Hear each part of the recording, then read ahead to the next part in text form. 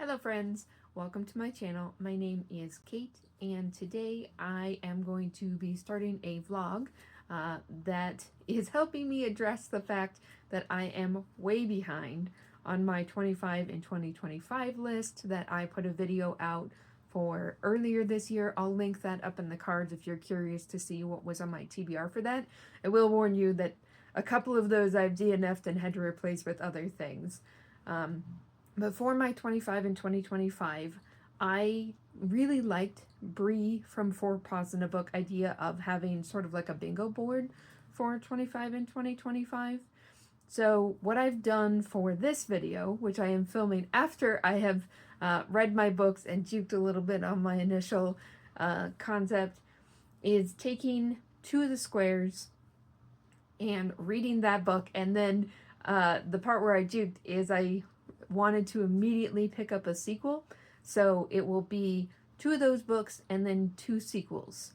The first book that I am picking up for this vlog is The Curse of Chalion by Lois McMaster Bujold.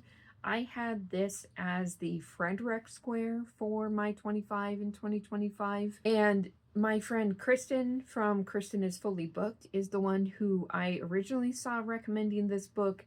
I don't always get along with classic or more political fantasy, but it sounded really intriguing because it has some historical elements to it.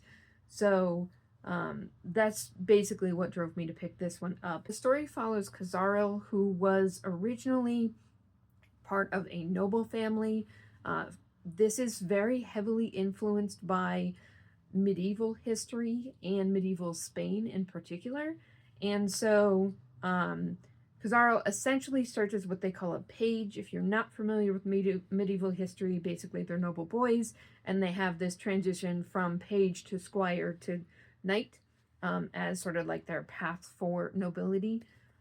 And he starts as a page, works his way up, and ends up, after a series of events, basically, he gets captured and sold as a slave on a warship, and the story is picking up after he has been freed and is making his way back home, and the only work he can really find to do is as a tutor to one of the royal children. So that's kind of the setup you're going in with, is that he's this tutor to this young girl and kind of trying to navigate the politics of this world that he has been absent from for a really long time. I will flash back to me in the past, where I talk about how I felt about this book after picking it up.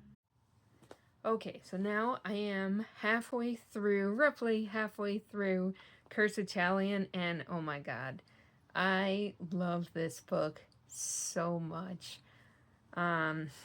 It really is such a surprise to me, because not that I thought I wouldn't like it, but I have such mixed luck with political fantasy, and that's all this is ever described as.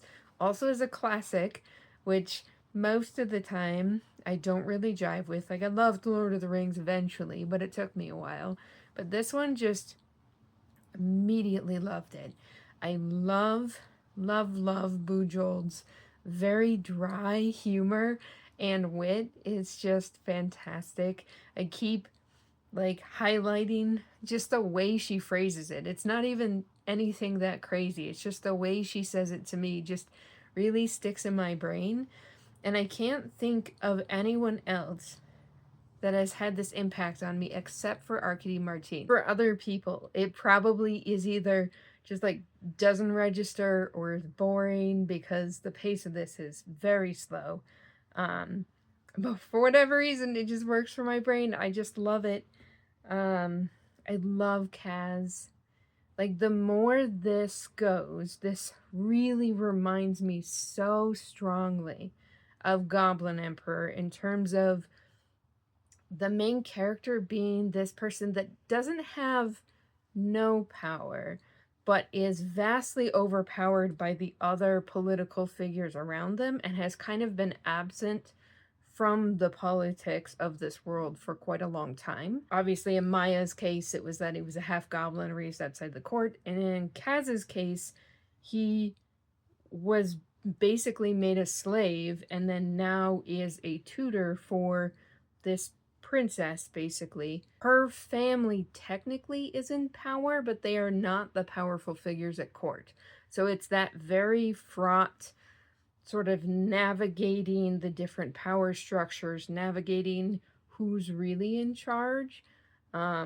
It's so well done, just that tension and that stress that you know is coming. And it really, there's an event that just happened that was so stressful. But then it sort of really expands the scope of the world and the impact. There's sort of like a very, the gods in this world are very sort of like not directly intervening in people's lives, but there's like the subtle touch of the god as they go through their lives, and it's starting to really weaving more of that gods among us, but like through their agents type story. I don't know if that's going to make any sense to anybody who hasn't read this book, but I love it. I love sort of that flavor of gods among us, but they're still very nebulous. And the element that's just been introduced with Kaz is just chef's kiss. I love it. Love it. I can't wait to see where it goes. Like I said, I get the people that don't love this. The pacing is glacial. It really is so slow and so political. I see why the people who love political fantasy love this, and I can't tell you why I love this, but aside from Kaz and Estelle, I just love them.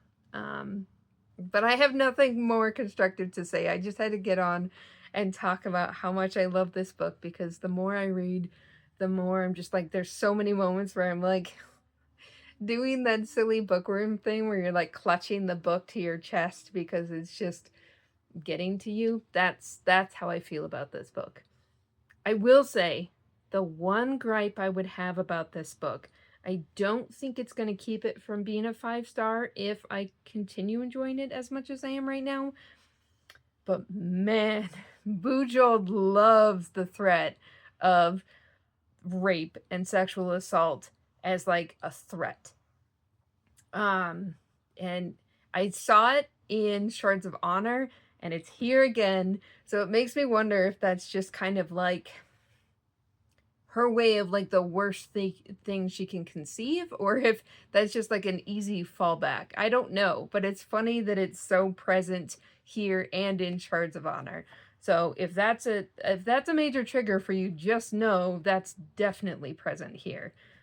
It's not on page, but definitely threatened. So just go in knowing that I don't want to rave about this book and then not forewarn people that that's part of it. So yeah, like I said, I am loving this. I can't wait to continue. I will give another update maybe 2/3 of the way through, or maybe just when I finish it. I'm not sure. I feel like all my updates have just been these glowing things that I don't know how much information it really provides, but I'll see you in the next one. Okay, so I have finished Curse of Chalion. I actually finished it a couple days ago. I've just been really bad about checking in, and I love this. It was definitely 5 stars. At no point in this book have I ever like really stopped loving it. But man, I just loved Kaz. I loved seeing him team up with Estelle, and like the clever ways they had to navigate around the power structure was super, super cool. I will say that if you're at all familiar with medieval history, you will definitely notice what Bujold is drawing from in this, because it's super clear where she takes her inspiration for Chalion and Estelle in particular. But I really, really enjoyed it. I love all of the conversation about gods and how they act through people and what it means to be someone who is dealing with that, like both with people around you and you yourself. I think that is really interesting. And I do think that this is going to appeal more to folks who like that, not only the gods among us, but what it means to be sort of like an agent of a god. Like that whole dynamic is so fascinating to me, but I could see where if you don't care about some of these more, I don't know if theological is the right word, but some of these musings, it might be less fun. Just because, again, this is very slow, very character driven. You're very much embedded in Kaz's perspective. I think you have to be a fan of character driven and slow stories, where you're really getting to know those characters. And there's a scene at the very end of this one that is really setting up for that next book, which is Paladin of Souls, I believe is the title. And I will be picking that up right away. I had not originally intended to as part of this 25 and 2025 vlog, because that's not on my list for 25 and 2025. But these books seem like they're so closely tied together that I wanted to just go ahead and pick up the next one, because I don't want too much space in between the two of them. I think it'll be better if I read them back to back. So hopefully this doesn't lead to me just abandoning all of my TBR plans to read the rest of this series, because I am really, really liking this one. I think this is even more my jam than Shards of Honor was. Like, I generally enjoy Bujold's writing style quite a lot, but I'm really more of a fantasy reader, so I think that this hits more of the tropes and sort of the world building, especially with that historical influence, that really works well for me. I still want to go back to Vorkos again eventually. I'll probably reread Shards of Honor so that I can then kind of do the same thing, because Shards of Honor and Barry are like sort of a duology in the same way that Curse of Chalion and Paladin of Souls are. So I'll probably do that before the end of this year and keep going with that one. But I'm just loving Bujold's World of the Five Gods, so I am very excited to continue to the next one. But yeah, 5 stars for this one, and we'll see how I get along with the next one. Okay, so I have now picked up Paladin of Souls, and I meant to do an update way before now, because now I'm halfway through this book, but I didn't. A, I've just been bad about doing updates for this, but B, I was kind of struggling with the first half of this a little bit, because there's parts of this book that I adore, and there's parts that I do not, which is frustrating after how much I loved Curse of Chalion, especially because of the parts that really work for me. So getting into that, this story follows Ista, who is the dowager, and I've been going back and forth between the audio of this, that's narrated by Kate Redding, and the book, and I found out that a whole bunch of words that I thought I was pronouncing correctly in Curse, I am not. So Ista is the Dowager Provencara. I think I said Provencara when I was talking about Curse. But Paladin has a whole list at glossary at the end of the book that gives you all the pronunciations, which I appreciate, but did not see when I was reading Curse. She goes out on a pilgrimage because after the events of the first book, she kind of doesn't know what to do with herself anymore, and so she's going on this pilgrimage to kind of try and figure out, escape from how stifling her life has become. As someone who was a queen, is now a noblewoman, has kind of a history of madness and being touched by the gods in a way she does not like. Did not go well for her. So I think that whole aspect where she's very bitter and resentful about the things that have happened to her, and it's wrapped up in a lot of guilt. And that whole dynamic with her being this middle-aged person who's felt like her younger years were wasted in this sort of tragic development of her life, and trying to figure out where she goes from there and how to make a life for herself. That whole dynamic is so interesting, and it really is even building on a lot of the conversation about gods and what it means to be someone who she believes she's being cursed by the gods. but essentially someone who is being used by the gods to accomplish certain things. That whole conversation is so fascinating to me, and this is just as introspective, just as character driven as the first book. If you don't like journeys, you probably will struggle a bit more even with this one. Curse was not as much of a journey driven book as this one is, but because she's on her pilgrimage, it's a lot of the story. It still has Bujold's dry humor, which I really enjoy. The part that I've been struggling with in the first half, and is getting much better now, I think it was more like the first 40%. There is a essentially priest, I don't remember what they call him, learned maybe, who is accompanying Ista on her pilgrimage as sort of like a spiritual guide, because you can't just like send noble women out into the wilderness. You have to give them a guide to like frame their journey appropriately. He is established very quickly in the story as fat. And all of that is fine. He is not demonized for his weight necessarily. Like, he's not made out to be a bad person. He's smart. He's maybe a little naive, maybe a little bit overwhelmed at the person that he is guiding on this.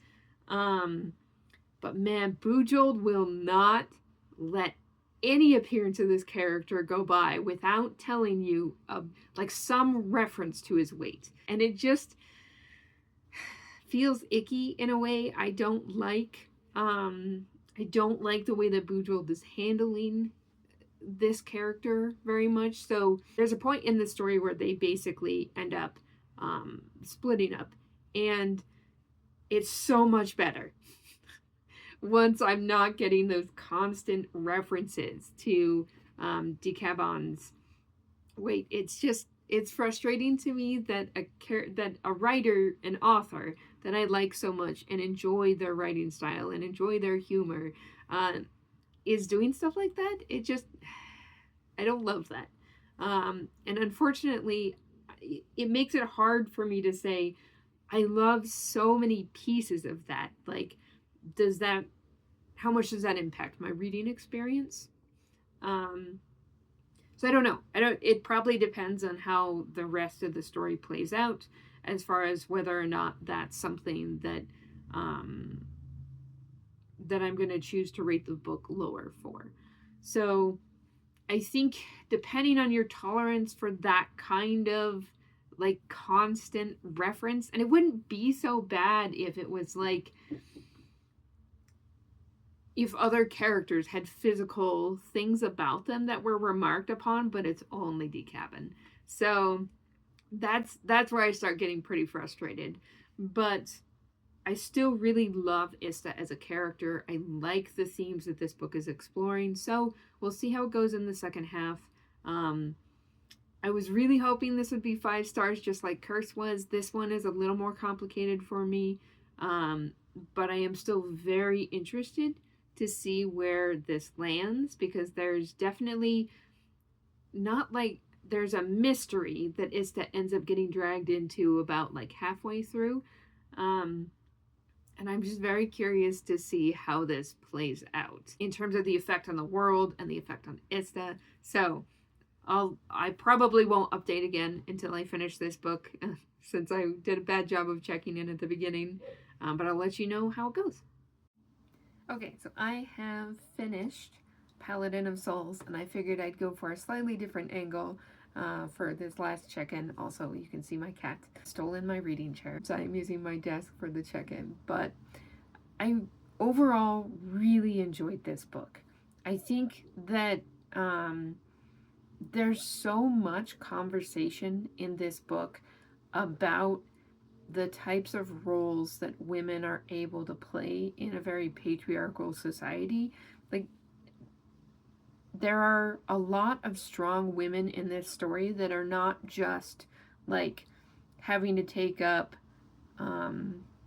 sort of that male-dominated gender role where they have to go fight in a war to prove that like they're strong. Like, there's different levels of strength that are demonstrated by Bujold in this, which I really appreciate.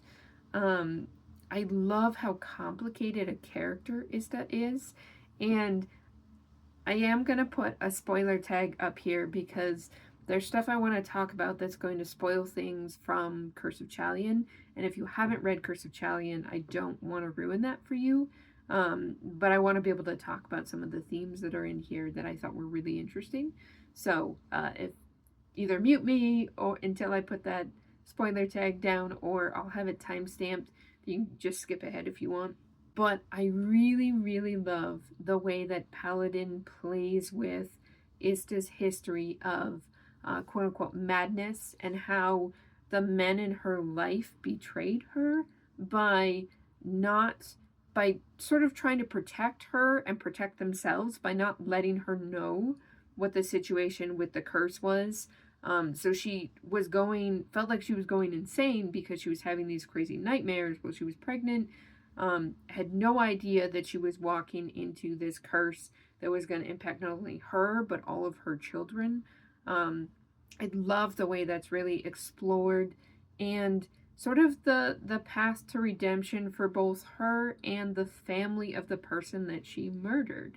And she kind of has to come to terms with the fact that she feels a level of guilt for what she participated in and the action she took, but also she feels betrayed by the person she murdered because they occupied such a weird relationship, being a lover of her husband that she knew about going in but didn't really understand the impact of it. So I think that is really well done, and I just really kind of love, I think how much you enjoy Ista is going to be impacted by the fact that while she goes through this journey and she finally starts to kind of feel like the DeLutez family makes up to her all the things that were done to her when she was younger, but she never fully begs forgiveness for killing DeLutez while she was trying to break this curse. That's going to bother some people. It doesn't bother me because I appreciate that while she feels guilt and regrets DeLutez's death, she still has that complicated mix of emotions of, he betrayed me by not following through, and he betrayed, her son died because of his inability to be the person that the gods were looking for to break this curse. So it's this very complicated set of emotions for her and for the family, because the people she's working with as part of this pilgrimage are part of the DeLutez family.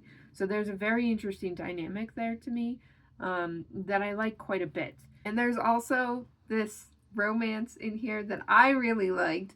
I know it seems like people have mixed emotions about it, but the romantic partner, it has a very Faramir vibe from Lord of the Rings. They're a much healthier family relationship than poor Faramir, but very much that vibe. And I loved the banter between him and Ista, and sort of that progression of their feelings for each other. There is a little bit of consent issues around the god, and sort of the romantic interest is almost presented as her reward for all the shit that the gods have put her through, and that feels a little weird to me. But I really enjoyed the dynamic between them enough that I'm not going to get too upset about it. But yeah, I really enjoyed that. I enjoyed Ista as a character. Is there anything else I wanted to talk about with that? I don't think so. Okay, so back to the non-spoiler thoughts on this. I overall, like I said, really enjoyed this. Really enjoyed the themes that are explored. I enjoyed how complicated Ista is as a character. And I kind of like that it leaves it open-ended, because as far as I understand, the third book in this series, The Hallowed Hunt, is actually a prequel that takes place before the events of Curse of Chalion. So I I think it's going to leave Ista's story here, but I like where it leaves it for her. So I go in knowing that it's a little open-ended, but I really, really liked that. I think overall, I'm still going to give this 5 stars. Like I said, I do not love the way that Bujold talks about Decavin in the beginning, just because it's like every time he appears, she has to reference him being fat. And again, it's not, she does not demonize him, which I appreciate. It's not like a sort of Dune situation where he's like obviously evil and indulgent. But I just wish she had handled it differently, I guess. So it does not ruin my enjoyment, but it did make it more difficult for me to be as sucked into the story as I was with Curse, which didn't have those problems for me. So overall, still 5 stars. Still really liked it. Bujold is honestly probably an author that I'd pick up literally anything she has written or writes in the future, just because I think her humor, like the way she handles a lot of her characters, the way she tells stories just works for me. It's like that she really likes to have that like bit of romance, very relatable, funny characters, humor, just the whole package works really well for me. So I am so happy that I picked these up. Like I said, I was not originally intending to pick up Paladin of Souls when at the start of this vlog, but I'm glad that I read Curse and Paladin so close together, because they are so closely linked and really build on each other thematically. So I think that was the right decision. It's just kind of shifted the direction of this vlog. So hopefully that's not too obnoxious for folks watching, but I really have enjoyed picking up the first 2 books in World of the Five Gods, and I will be continuing relatively soon, I think.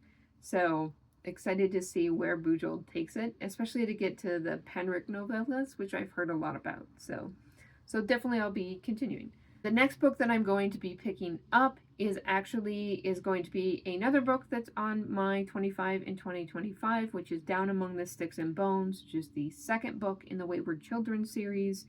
I've really been looking forward to that. I read the first book in that series back in June for the Amazing Readathon. Enjoyed it much more than I thought I would. And a friend of mine had mentioned that this Down Among the Sticks and Bones has mental health rep pretty substantially. So that is the category that I'm going to be using it for. And honestly, when I picked up the first 3 books in Wayward Children, I got the bind-up of the first 3 novellas, and because I've already read 1, and because I read a book that's on my 25 in 2025 and its sequel, for the first half of this vlog, I think I'm going to read both Down Among the Sticks and Bones and the 3rd novella so that I can finish that bind-up. And it just kind of weaves in nicely with what I was already doing for this. So that is the plan going forward. I'll let you know. I'll probably just do a check-in once I finish Down Among the Sticks and Bones. It's short enough that it'll basically just be like mini reviews, I guess, more than a vlog. But I'll let you know. Okay, so I have finished the 2nd novella in this bind-up of the first 3 books in the Wayward Children series, which is Down Among the Sticks and Bones, all of them by Shauna McGuire. And unfortunately, I'm a little disappointed by this one.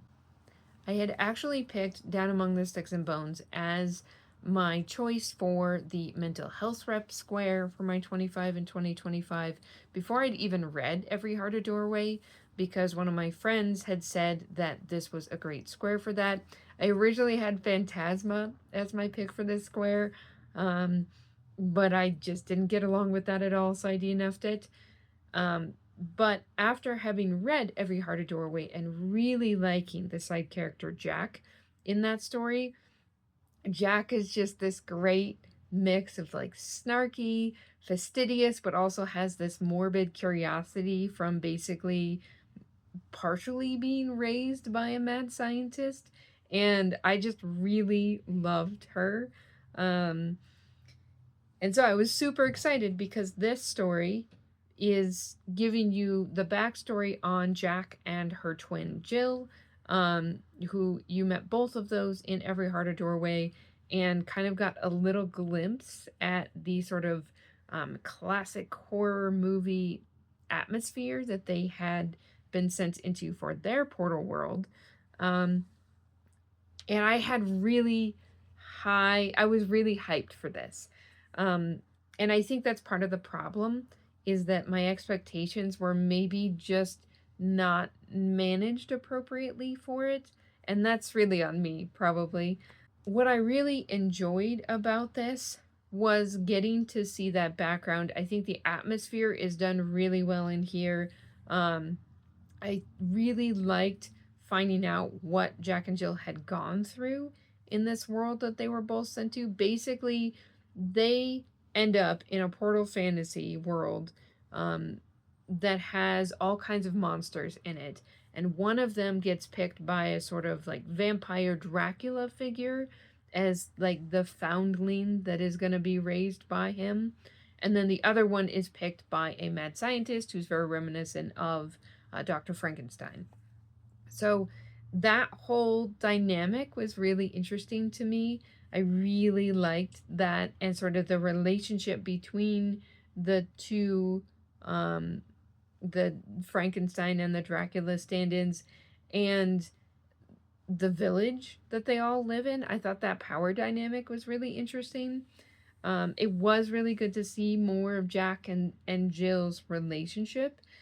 I like that McGuire really gets into mental health rep in this. I think it is a good pick for that square because um, Jack and Jill's parents don't really want children. They want dolls to mold in the way that they want them. So they basically tried to raise Jill as like the ideal tomboy and Jack as the ideal, more feminine type of girl. So I like that McGuire is making the argument that this couple never should have had kids because they didn't really want kids, they wanted like figures. And B, I like that McGuire's exploring the fact that there is no one mold of being a girl or a woman. There's this whole spectrum of feminine and masculine that you don't have to adhere to anything to still be a woman. And as someone who's always struggled with that sort of like gender box, I really appreciated that. I think the frustration for me comes in that the commentary is so heavy handed. You really feel the author because the way this story is structured is very fairy tale esque, where you have a narrator commenting on stuff as it's happening to the girls, and less of being in the girls' heads. So Every Heart a Doorway, you're very much in Nancy's perspective as she's learning about these things. And in this, it feels much more like you're in the narrator's perspective, and occasionally you're allowed to see how Jack or Jill feel. But it's not as character driven to me. I think on a plot level, it's interesting to see things develop. But because I'm more character driven and because I really wanted more of Jack, I was pretty disappointed in how rushed it felt. And I wish this had been twice as long. And I had really gotten to see more of those moments that led to these choices for Jack and Jill, because it felt like we skimmed over a lot. There's even a part in the story where the narrator's basically like, well, we're not going to show every moment of them growing up because you see them from 12 to like 17. It just felt like it lost a lot of power because you didn't get those character moments that I would have liked to have seen. So again, it's certainly not a bad book. It's still 4 stars for me. It's just that I had expected this to be 5 stars, especially because I knew going in it was centered on a character I really liked. So it's a little bit of a disappointment for me because it didn't quite hit the highs that I was hoping for. I am going to be picking up Beneath the Sugar Sky, which is the 3rd book, next. And I know we're returning back to Nancy for that one, just based on the synopsis. So, who's the main character in the first one, if that's not clear. And I'm really excited for that, so I will attempt not to hype this one up and make the same mistake with it, but I am definitely looking forward to where McGuire goes in that third book, and I'm hopeful. I don't know, because I haven't looked at the synopsis for all the other novellas in this series. There's like 10 of them, or 11 now. I'm kind of hoping that Jack will show back up again, because I want more Jack. So we'll see. But I will check back in once I finish that third novella. And that'll probably be the last update for this vlog. Okay, so I have finished Beneath the Sugar Sky, and apologies if my voice is kind of up and down. I am fighting a cold, so hopefully it's not too obnoxious as far as the sound goes. But I wanted to get my thoughts out before I get any further from having read this book. I actually read this almost a week ago, and I just been sitting on my thoughts trying to figure out what I was going to say about it, honestly. And unfortunately, I feel like I'm headed in the wrong direction on this series, because I loved the first book, and then you saw in the previous clip that I was slightly let down by Down Among the Sticks and Bones, and I enjoyed Beneath the Sugar Sky even less. I really did not like this very much at all. It is very heavily focused on what the school in this world refers to as a nonsense world, where there is no real place for logic. Magic just happens however it happens, and you kind of just have to believe in it and go with the flow on it. And I just don't like that kind of stuff. And that's compounded by the fact that the story is very focused on the daughter of Nancy's roommate from the first book, Sumi. And Sumi's daughter is essentially coming to the school to try and get their help because she's disappearing, as something with the timeline with Sumi got screwed up. And you're following this daughter, I think it's Rini's story, via the perspective of Cora, who's a new student at the school. So it was fun to get to know Cora, and I really liked some of the commentary that Shauna McGuire had about the fact that Cora is fat and grew up in a family where that was not acceptable, and she was constantly being told to get smaller and just diet more and all that kind of shit that you deal with when you're at a weight that society doesn't particularly approve of.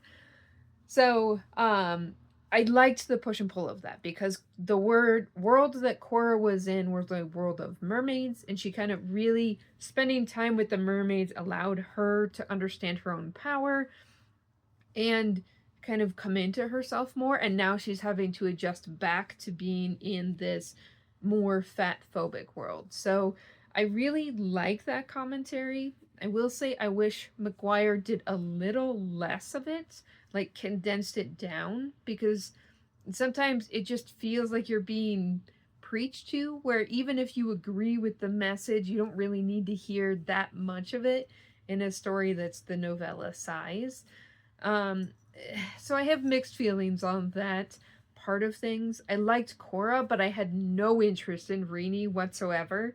I tend not to like stories that have a lot of timeline manipulation, and especially stories that are nonsense worlds, like think like Alice in Wonderland, where all this random stuff's happening and it's just like you just kind of go with it. I just hate that. So that just really doesn't work for me, and I think I have the same problem with this that I had with Down Among the Sticks and Bones, where I feel like I like McGuire's commentary. I just wish that McGuire would do less of it in a novella, or only introduce it when it matters to the story and the characters, instead of just feeling like the narrator is constantly commenting on themes or ideas around the characters instead of having the characters show you those themes. It just feels like a lot of telling instead of showing, which I'm just not a fan of. So that definitely was a struggle, and not connecting to the plot at all on this made this a slog. I think it took me 4 days to finish this, and this is like sub 200 pages. Should not take me 4 days to finish that. So unfortunately, another disappointment for me. After how much I loved the first book in the series, I did end up picking up all the other novellas, so I'm pretty committed to continuing in Wayward Children. It's just unfortunate that I don't enjoy these individual elements as much as I was expecting to. I do know that the next book takes or is focused on a goblin market, which I think will be more my cup of tea, so I'm hopeful that I'll enjoy that. I also know it involves Lundy, who I never really cared about that much in the first book, so I don't know what to expect from it, but like I said, I'll be continuing. So overall, this vlog definitely had its ups and downs. I'm really glad to have finally gone to Curse of Chalion, marked that off from my 25 in 2025. Paladin of Souls was a little less successful, but I will definitely be continuing this series probably very soon. And then least successful for me, unfortunately, are the second and third novellas in the Wayward Children series. I still have such high hopes for this series. I own them. I will be getting to them by the end of this year, so with any luck, I'll have more success with that one. Hopefully this was fun for you guys. I'm my rambly self, as always. If you have any thoughts on any of the books that I've talked about, please let me know. I'd be really curious to hear others' perspectives on them. If you want to just leave me an emoji to say that you're here, feel free to leave me some kind of bird emoji for the raven on Curse of Chalion, which was definitely the biggest success of this vlog for me. I will be doing more 25 in 2025 vlogs moving forward here because I would like to get back on track. So I will see you in the next one.